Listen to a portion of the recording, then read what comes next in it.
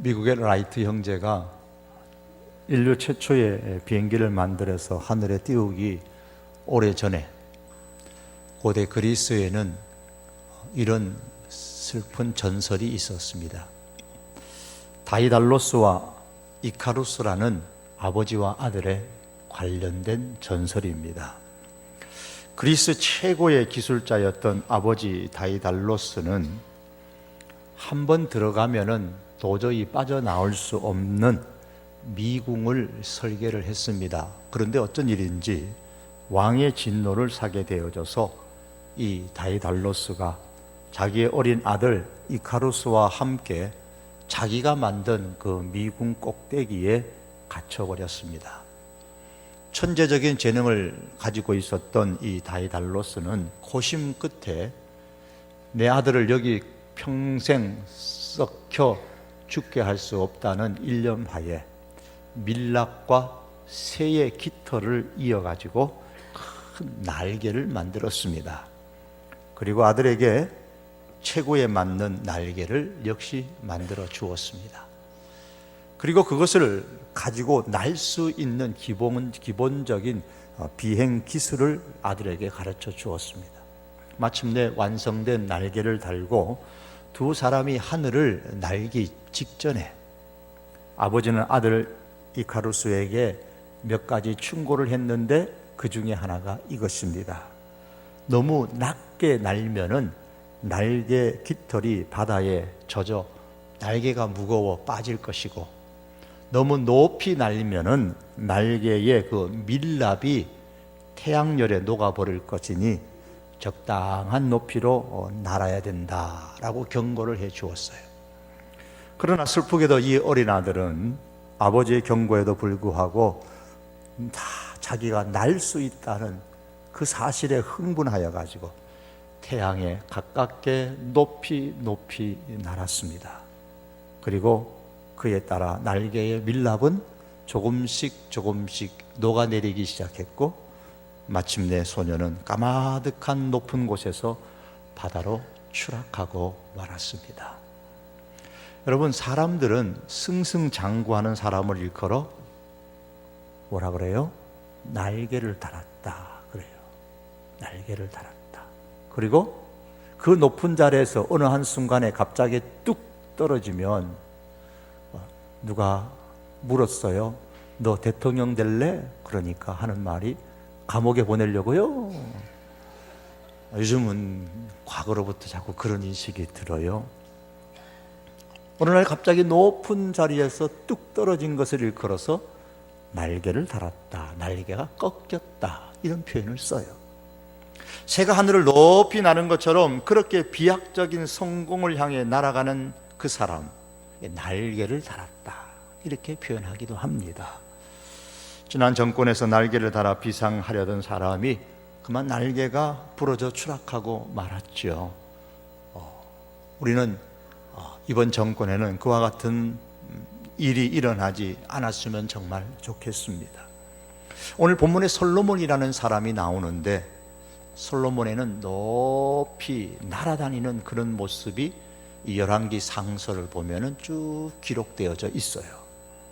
솔로몬을 하늘로 높이 날아오르게 한 그 날개는 다른 것이 아니라 하나님을 경외하는 마음이었습니다. 그러한 마음의 표현이 하나님께 일천번제를 쌓는 것으로 나타나기도 했고, 또 성전을 7년 동안 짓는 것으로 나타나기도 했었습니다. 하나님께서는 솔로몬이 하나님을 경외하는 그 마음을 보시고 그에게 지혜를 주셨고, 솔로몬은 그 지혜를 잘 선용함으로 말미암아 더 큰 하나님의 은혜의 선물, 즉 부와 명예를 누리게 되어졌습니다.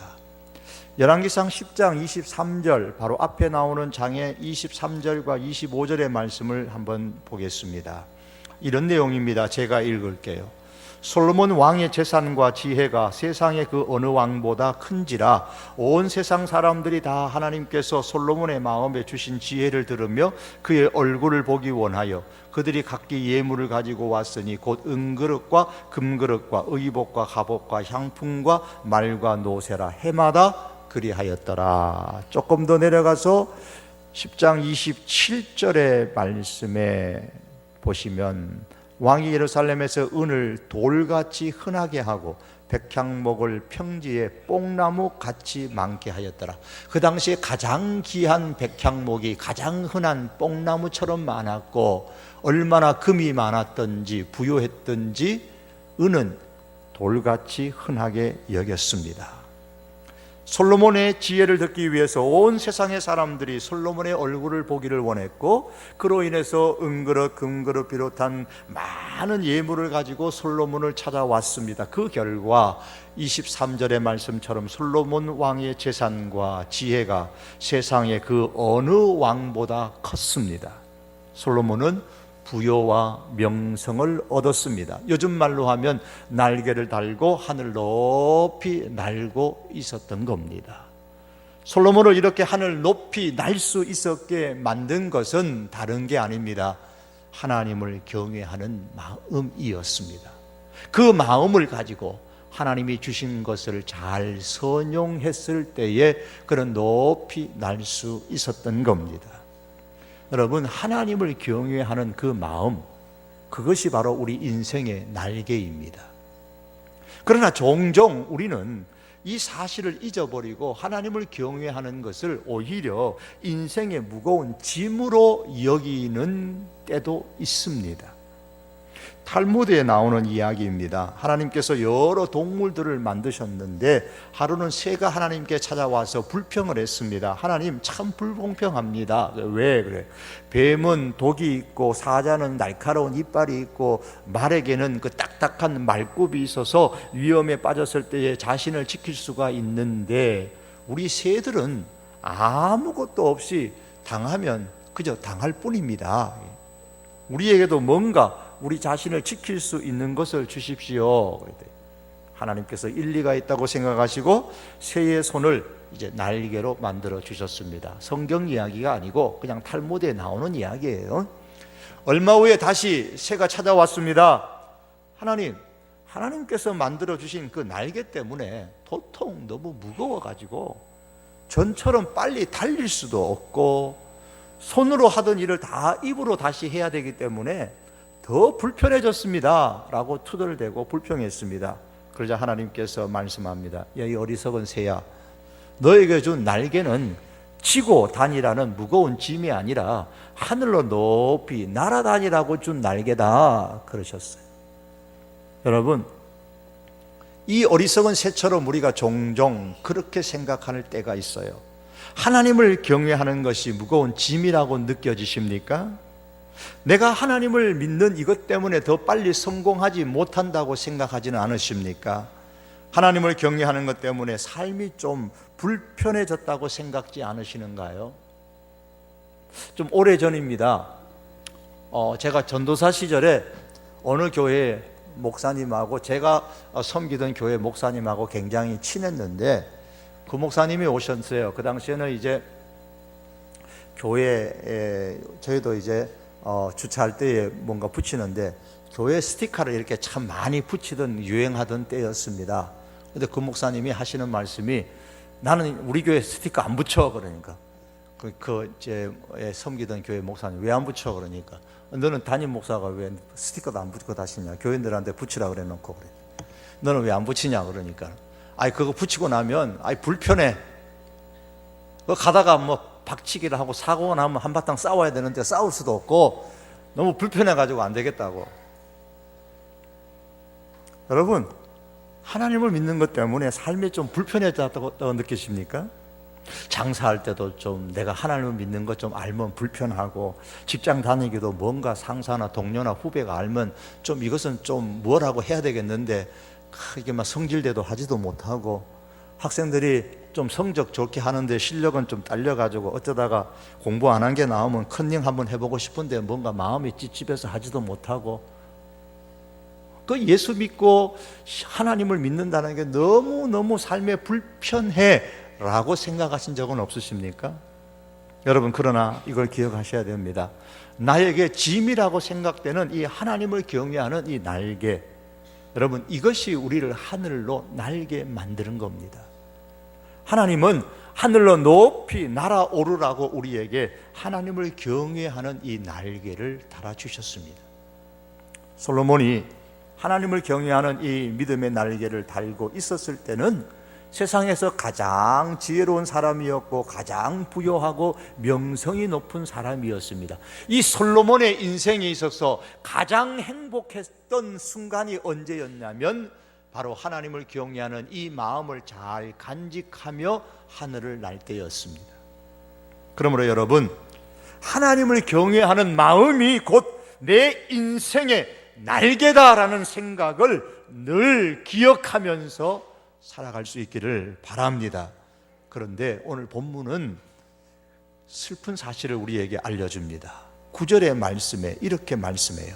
솔로몬이 마음을 돌려 이스라엘의 하나님 여호와를 떠남으로 여호와께서 그에게 진노하시니라. 솔로몬의 마음이 하나님을 떠났다고 했습니다. 솔로몬의 날개가 하나님을 경외하는 마음이었는데 그 마음이 하나님을 떠나버렸습니다. 무슨 말입니까? 솔로몬의 날개가 부러졌다는 말이에요. 날개가 부러지면 어떻게 됩니까? 추락하죠. 추락해. 하나님을 경외하는 날개를 부러뜨리는 요인은 사람마다 조금씩 다를 수가 있습니다. 그런데 솔로몬에게 있어서 그의 날개를 부러뜨린 것은 겉으로 드러난 현상, 오늘 말씀해 보면 솔로몬의 주위에 있었던 여인들이었습니다. 3절에 보시면 왕은 후궁이 700명이요 첩이 300명이라 그의 여인들이 왕의 마음을 돌아서게 하였다고 했습니다. 이어서 4절에 보면 솔로몬의 나이가 많을 때에 솔로몬의 여인들이 그의 마음을 돌려 다른 신들을 따르게 하였다고 했습니다. 솔로몬의 여인들이 솔로몬의 마음을 돌아서게 해서 하나님을 떠나게 만들고 우상을 따르게 했습니다. 그래서 솔로몬은 하나님을 경외하는 마음을 버리고 하나님을 떠나게 되고 그 4절 이하의 말씀에서 쭉 내려와서 계속해서 8절까지의 말씀에 보면 솔로몬이 여러 우상들, 그의 여인들이 섬겼던 그 우상들의 신당을 만들고 섬겼던 사건을 오늘 본문이 기록하고 있습니다. 곧 솔로몬의 날개를 부러뜨려 추락하게 만든 요인이 되었던 것은 솔로몬 주변의 여인들이었습니다. 그러나 그것은 오늘 본문에 겉으로 드러난 겁니다. 솔로몬의 날개를 부러뜨리고 추락하게 만든 보다 본질적인 원인이 있습니다. 그것은 바로 솔로몬 자신의 세속적인 욕심이었습니다. 욕심이요. 권세에 대한 욕심이에요. 권세를 과시하고 싶은, 자기의 과다하게 소유한 그 힘을 과시하고 싶은 욕심에서부터 시작된 겁니다. 3절에 솔로몬이 취한 여인의 숫자가 이렇게 많다는 것은 기정사실이죠. 왜냐하면 솔로몬만 그런 것이 아니라 고대의 왕들이 많이 그러했습니다. 어떤 왕은 300명의 아내를 거느렸다 그러고 또 어떤 왕들은 1300명의 아내를 거느렸다는 그런 기록들도 있습니다. 이 고대 왕들이 이렇게 많은 여인을 두는 것은 자신의 권세를 과시하기 위한 수단입니다. 솔로몬 왕도 자신의 권세를 과시하기 위한 수단으로 사용한 것이 후궁과 첩들이었습니다. 솔로몬이 자기의 권세를 과시하기 위해서 욕심을 부린 흔적은 이 여인들을 취한 것만이 아닙니다. 이미 열왕기상 10장에 보면 솔로몬은 자신의 권세를 과시하기 위하여서 큰 금방패 200개, 작은 방패 300개 다 금으로 만들었어요. 번쩍번쩍한 정금으로 다 만들어 놓고 자신의 자신의 보좌 좌우에 딱 이렇게 세워놓고 그 사이로 지나갑니다. 그리고 자신의 보좌는 상아로 만들고 그 상아에다가 정금으로 다 입혔습니다. 심지어 자기가 마시는 그릇조차도 금으로 만들고, 열왕기상 10장 16절에서 21절의 말씀이죠. 사치와 향락을 즐겼다는 겁니다. 사치와 향락도 따지고 보면 역시 자신을 과시하기 위한 하나의 수단인 거예요. 또한 솔로몬은 하나님의 뜻과 상반되었음에도 불구하고 많은 병거와 마병을 가능한 한 많이 모았습니다. 자신의 군사력을 그로 통해서 강화하고 그로 통해 자신의 권세를 과시했던 것입니다. 오늘 본문에서 솔로몬이 많은 여인을 둔 것도 결국에는 뭐냐면 2절의 말씀에 보면 하나님의 말씀을 떠난 결과였어요. 하나님의 말씀에는 그렇게 하면 안 된다 그랬음에도 불구하고 그가 그렇게 한 것은 자신의 세속적인 욕심을 드러내기 위한 것이었어요.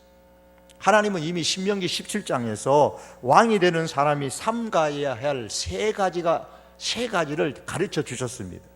신명기 17장에 첫째는 병거를 많이 두지 말아라, 병마를 많이 두지 말아라, 아내를 많이 두지 말아라, 은금을 많이 쌓아두지 말아라. 이 말씀들은 모두가 이것들이 많아지면 많아질수록 자신을 과시하는 욕심을 드러내기 때문에 이런 욕심을 품지 말라라는 말씀입니다. 그러나 솔로몬의 욕심은 이러한 말씀들을 다 어겼습니다. 세속적인 욕심의 특징은 하나님의 말씀을 막습니다. 여러분, 이 자리에 우리가 앉아서 예배를 드려도요, 내 마음에 이 세상적인 욕심으로 가득 차 있으면 절대 이 하나님의 말씀이 내 귀에 들을 수가 없어요. 결국엔 하나님을 떠나게 되죠. 마가복음 4장 19절의 말씀에 보면 욕심이 들어와 말씀을 막아 결실치 못하게 한다 그랬어요. 욕심이 들어와서 말씀을 막아버려요. 더 이상 말씀이 내 마음의 밭에 떨어져서 씨앗, 열매를 맺을 수 있도록 못 맺도록 만든다는 거예요. 그래서 이 욕심이 하나님을 떠나게 만듭니다. 그 결과 그의 날개를 부러뜨리게 되는 겁니다. 추락하게 되는 것이죠. 사랑하는 성도 여러분, 그래서 성경은 이 세속적인 욕심을 주의하라고 했습니다. 야고보서 1장 14절과 15절에 보면 오직 각 사람이 시험을 받는 것은 자기 욕심에 끌려 미혹됨이니 욕심이 잉태한 즉 죄를 낳고 죄가 장성한 즉 사망을 낳는다고 했습니다.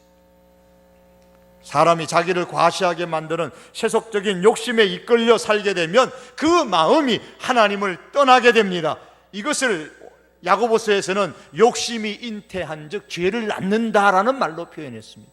그 결과 하늘을 나는 날개는 부러지게 되고 마침내 추락합니다. 이것을 일컬어 장성한 즉 사망을 낳느니라 그렇게 표현하고 있습니다.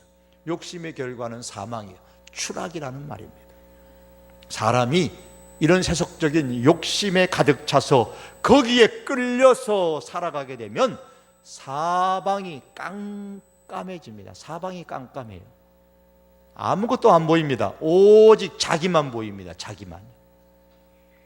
여러분, 극장에 가면 좀 전에도 잠시 그랬습니다만 화면을 보기 위해서 어떻게 했어요? 불을 껐잖아요. 극장에 가면 영화를 보려면 제일 먼저 하는 것이 뭡니까? 불을 다 끕니다. 불을.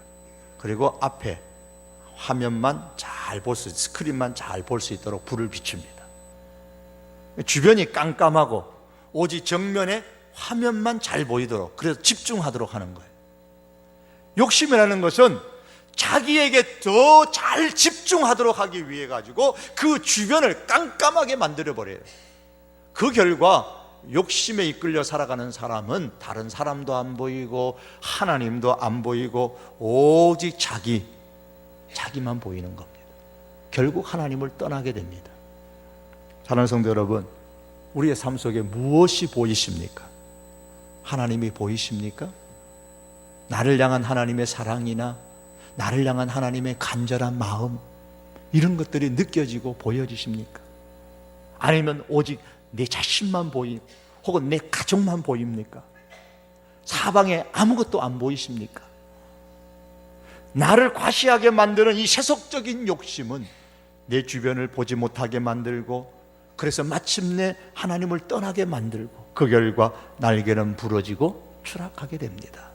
이런 자리에 이르지 않도록 우리 자신을 늘 살펴 조심할 수 있기를 바랍니다. 그런데 오늘 본문의 이방 여인들이 솔로몬의 마음을 돌이켜 하나님을 떠나고 우상을 섬기게 했을 때에 하나님께서는 그래도 기회를 주셨어요. 9절 하반절에 10절의 상반절이죠. 여호와께서 일찍이 두 번이나 그에게 나타나시고 이 일에 대하여 명령하사 다른 신을 따르지 말라 하셨으나, 하나님께서 솔로몬에게 임하셔서 기회를 주셨다는 거예요. 하나님은 날개가 부러진 새를 잘 치료해서 다시 하늘로 날도록 그렇게 해주고 싶으신 흥부와 같은 마음을 가지신 분이세요. 하나님은 하나님의 사람들이 추락하는 것을 별로 좋아하지 않으세요. 오히려 더 이상 날 수가 없어서 땅바닥에서 바둥바둥 거리고 있는 그 새를 보고 가슴 아파하시는 그런 분이십니다. 그래서 어떻게 해서라도 기회를 주어서 잘 치료해서 다시 하늘을 높이 날아다니는 모습을 보고 싶어 하시는 분이십니다. 여러분, 비상하는 날개에 문제가 생겼습니까? 혹시나 추락하고 있지는 않으십니까? 하나님은 우리에게 기회를 주시는 분이십니다. 어쩌면 지금 이 시간이 우리에게 기회를 주시는 시간일 수도 있을 겁니다. 다시 마음을 돌려 하나님을 경외하는 마음으로 돌아가고 그 마음을 품고 실천할 수 있기를 원합니다. 하나님을 경외하는 마음이 곧 우리의 날개입니다. 떨어지다가도 다시 하나님을 경외하면 다시 날 수 있습니다. 성경은 이사야서에서 이렇게 말씀하죠. 오직 여호와를 앙망하는 자는 새 힘을 얻으리니 독수리의 날개치며 올라감 같을 것이요, 내가 너희를 다시 날도록 만들어주겠다. 내가 너희에게 다시 독수리처럼 하늘을 날아갈 수 있도록 내가 기회를 너희에게 줄 것이다. 그러니 너희는 여호와를 오직 앙망하는 사람이 되라. 하나님을 경외하는 사람이 되라고 말씀하십니다. 그러므로 사랑하는 성도 여러분, 하나님을 앙망하십시다. 하나님을 바로 경외하십시다. 그러면 하나님께서 부러진 날개를 고쳐주시고 그 결과 우리는 다시 새 힘을 얻어서 독수리처럼 날개치며 하늘을 나는 하나님의 사람들이 될 수 있습니다.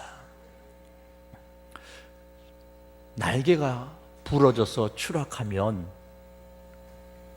나만 추락하는 것이 아니고요, 다음 세대까지도 추락하게 만든다는데 문제의 심각성이 더 있습니다. 오늘 11절 하반절의 말씀이죠.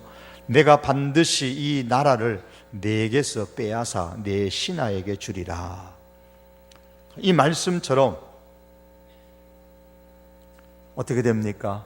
이 말씀처럼 솔로몬이 죽고 난 다음에 솔로몬의 아들 르호보암 때에 이르러서 그 아들의 손에서 이스라엘의 12지파 중에 10지파를 빼앗아 여로보암이라는 솔로몬의 신하에게 주었습니다. 솔로몬의 아들인 르호보암은 12지파를 다스리는 이스라엘 전체의 왕이 되어야 되는데 겨우 2지파만 다스리는 왕으로 추락하고 말았습니다. 즉 솔로몬은 자신의 날개만 부러뜨렸을 뿐만 아니라 다음 세대 자기 자녀의 날개까지 부러뜨렸습니다. 자기 다음 자녀뿐입니까? 그 후손의 날개까지 부러뜨리는 아버지가 되고 말았던 것이죠. 여러분, 우리는 어떻습니까? 다음 세대에게 날개를 달아주는 세대입니까? 다음 세대의 날개를 꺾어버리는 세대입니까? 부모가 되어서 우리가 자녀에게 날개를 달아주어야 되지 않겠습니까? 부모라는 것은 자녀에게 날개를 달아주는 역할을 하는 사람입니다.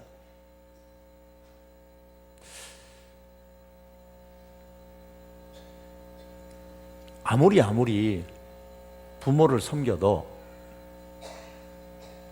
돌이켜보면은 자식을 사랑하는 것만큼 못해주는 것 같다라는 생각을 종종 합니다.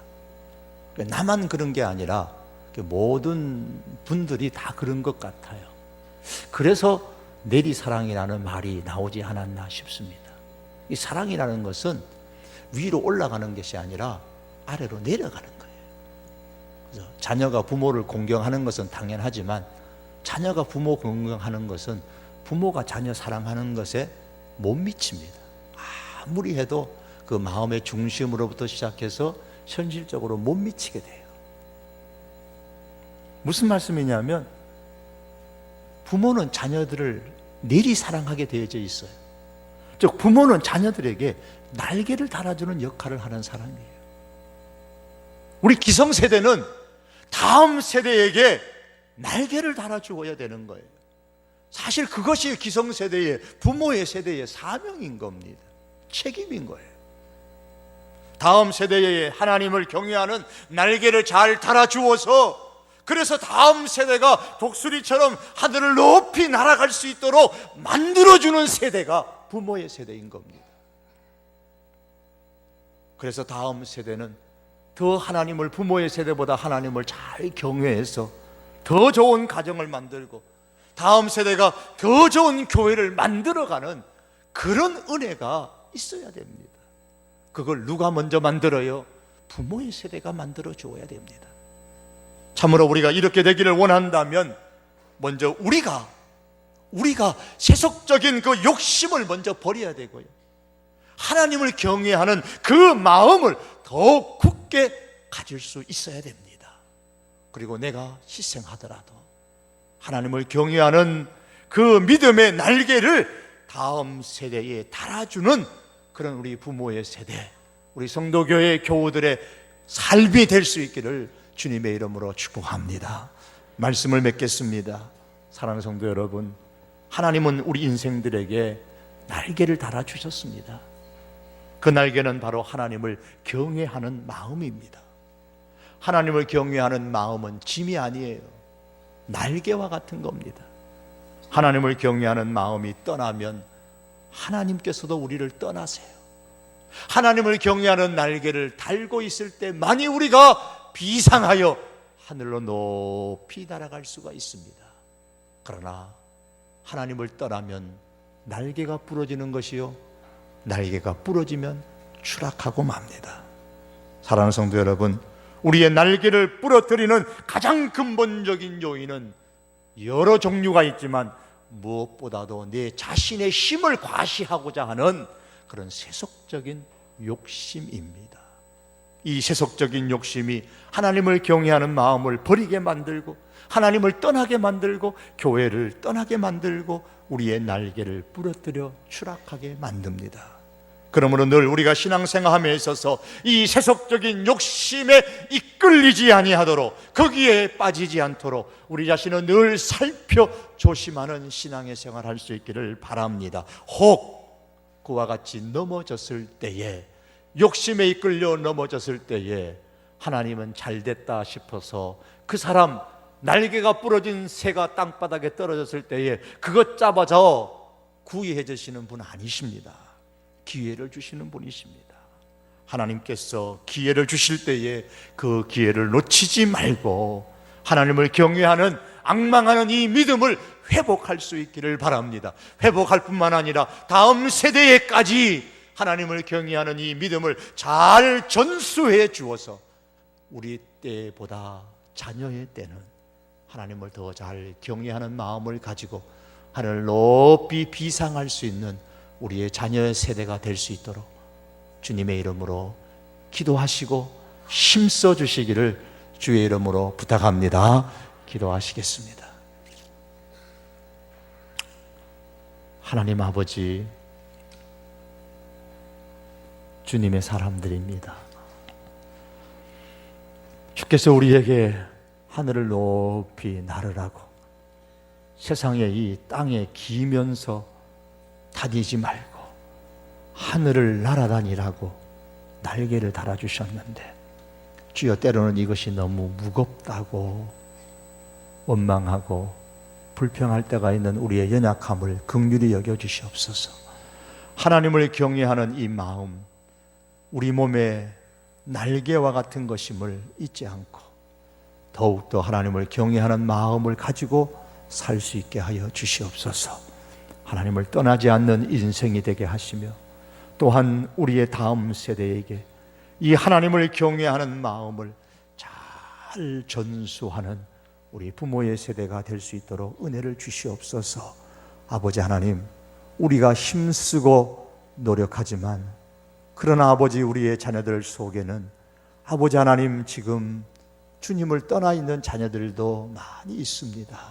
주여, 원하옵기는 저들의 영혼을 긍휼히 여기시고 불쌍히 여겨 주셔서 하나님이여 저들이 하나님께로 돌아오게 하시고 믿음을 다시 갖게 하여 주시옵시고 하나님을 경외하는 마음으로 날개를 달고 그 영이 하늘을 향하여 힘있게 다시 한번 비상할 수 있도록 축복하여 주시옵소서.